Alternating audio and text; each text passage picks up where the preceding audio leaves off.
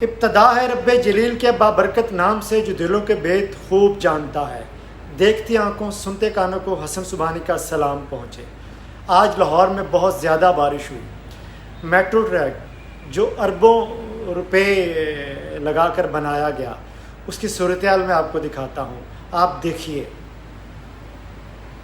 بتایا جاتا ہے کہ چین سے ایک وفد پاکستان کے دورے پر آیا تو اسے ایک سرکاری عمارت کا دورہ کروایا گیا۔ اتفاق سے اس وہ جو عمارت تھی نا، وہ ٹپک رہی تھی۔ وفد کی رہنمائی کرنے والے پاکستان آفیشل نے شرمندگی سے اظہار کیا، عمارت نہیں بنی ہے، اس لیے یہ عمارت ٹپک رہی ہے۔ اس کے رد عمل میں چینی وفد کے سربراہ نے بالکل بھی حیرت کا وہ اظہار نہیں کیا، بلکہ بتانے والے یہ کہتے ہیں، ان کے یہ الفاظ تھے کہ پہلے ہمارے ہاں بھی عمارتیں ایسے ہی ٹپکتی تھیں، ہم نے صرف ایک ٹھیکیدار کو عبرت کا نشان بنایا، تو اس کے بعد سے ہمارے ہاں بننے والی جو عمارتیں ہیں اب نہیں ٹپکتی۔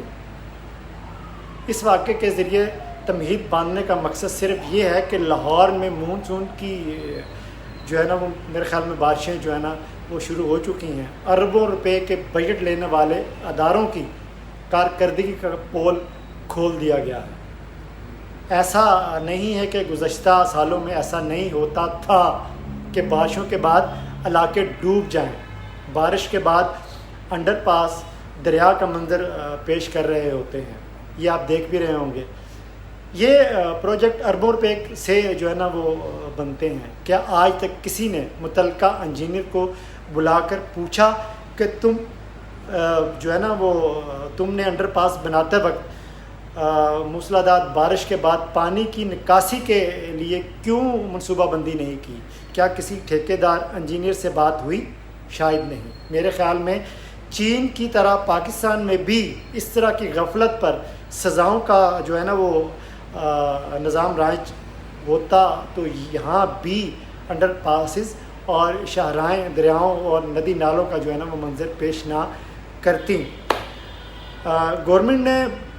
گورنمنٹ کے اپنے ٹھیکیدار اور ٹھیکیدار سے پوچھے کون؟ سب کو تھوڑا تھوڑا دینا ہوتا ہے، تو سزائیں کس کو ملیں گی؟ میرے خیال میں ایسا ہو نہیں سکتا کہ کوئی پوچھے بلا کے کہ بھئی یہ سب کیا ہے۔ اگر سچ میں کسی ایک آدھ کو سزا ملی ہوتی، پھانسی پر لٹکایا ہوتا، تو اربوں روپے لگا کر یہ صورتحال نہ ہوتی۔ آپ سب کا بہت شکریہ۔